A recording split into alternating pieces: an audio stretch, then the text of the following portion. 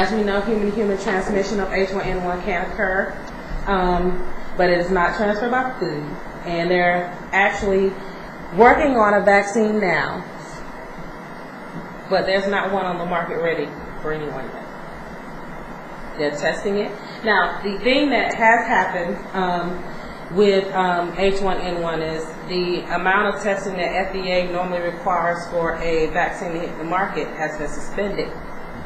And that's something that's going to be a concern as well, because what if the vaccine batch is not good? What if it's ineffective, or what if the vaccine itself ends up being harmful because it has not been rigorously tested? That's a concern, and that's going to be a balance that you're going to have to weigh out if something hits the market. Because, I know myself, when they have new products hit the market, like a new allergy medicine,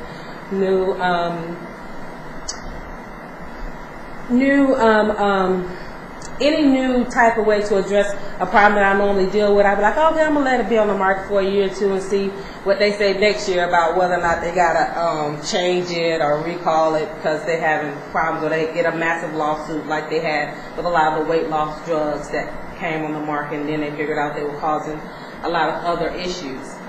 We're not going to have that luxury if this happens. You're going to have to decide, am I going to take this vaccine or not? And that's going to be something that we're going to have to deal with as a community. And do we want to be the first population that gets that first dose? I think it's an ethical issue that we're going to have to think through, because there is a very large recognition in our community about being the test case.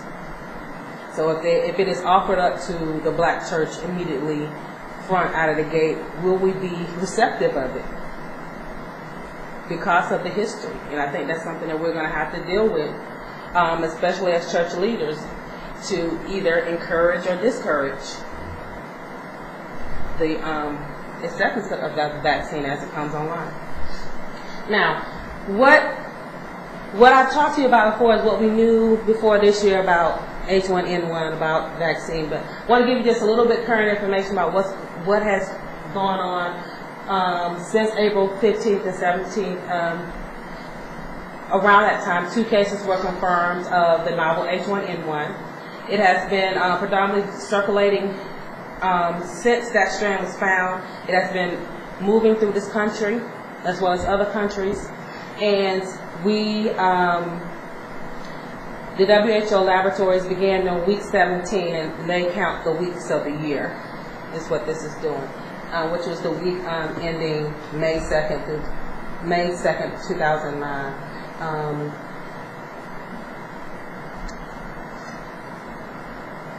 By week 30, 826 specimens tested by WHO laboratories and collaborating laboratories confirmed H1N1. Now it's 20% of the specimens that they tested. So out of the all of the influenza virus tests that they had, 20% of them ended up being the novel H1N1.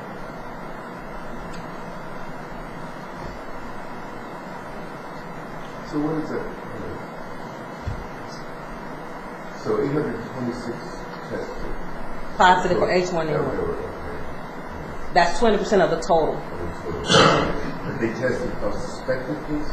Yeah, of influenza cases. Okay, of all influenza right. cases. Yes. Right. That have been confirmed as influenza. Right. 20% specific to H1N1. Absolutely.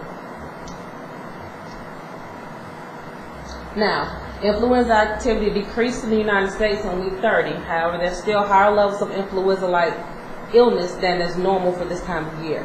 So the the rate of increase that we had seen since April 15th to 17th is starting to decline, but it's still higher than what we normally see this time of year for influenza. Total of 6,506 hospitalizations, 436 deaths associated with novel influenza reported to the CDC.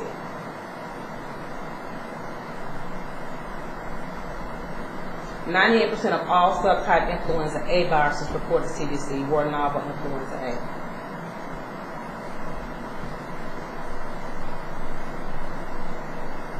And all this is information I got from the CDC's Flu Weekly. They give you an update each week of what has occurred.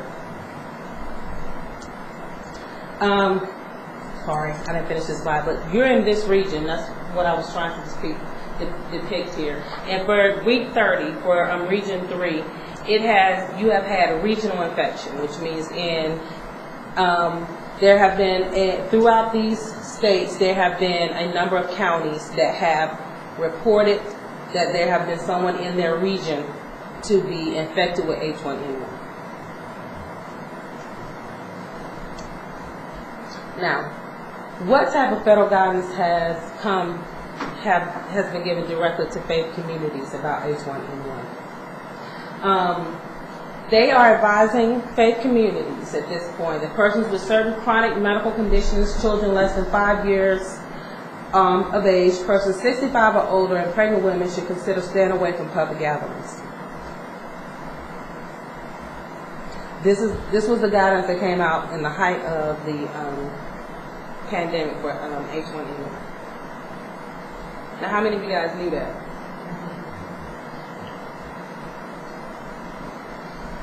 Which is interesting, Yeah. right? Because churches, in the way they function, is a public gathering.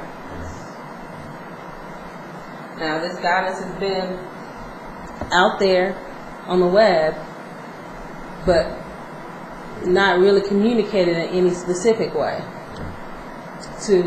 at least to the black church that I'm aware of. But imagine if it was. What would that do to your congregation? Absolutely. And that's a reason why I think it wasn't highly publicized, even though this was a scientific recommendation, is because, again, this has an economic impact. You have some very large churches that would be destroyed if this type of information is communicated. Although that information, I mean, it's on the web. Right, it's on the web. It's available. It is available. Of us being motivated and educated to know to go look for it. Right. So it's not. I'm definitely not suggesting that this was hidden or covert or not made available. It was not a message that you heard on CNN on the evening news, and I think that's where a lot of people ended up getting their H1N1 updates every day. It was watching the news in the evening, which becomes another problem that we're going to talk about. Now, I have some stuff on bird flu, but I'm not going to spend any time on that. Just basically looking at how it was spreading before and why they were really concerned before H1N1 hit that this might be the impetus of the next pan flu epidemic. Now, these are the levels that you were talking about of WHO pandemic influenza phases. And we are in phases 5 to 6, pandemic right now. And they have not lowered that to post-peak.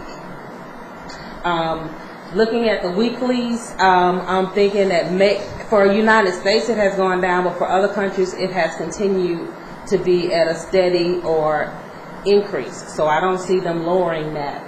Because again, WHO is looking at the world, not just the United States. So the different phases, as you see on this this timeline is created, is that phase 1 and 3 is predominantly animal infections, very few human infections. That's phase 1. 1 to 3, I'm sorry. Phase 4 is sustained human-to-human transmission. And that's usually more localized either in one country or a couple countries. But in the phase that we're currently in, which is 5 to 6, widespread human infection. And this is worldwide. And what we're hoping that it'll go to, but it is very, it is concerned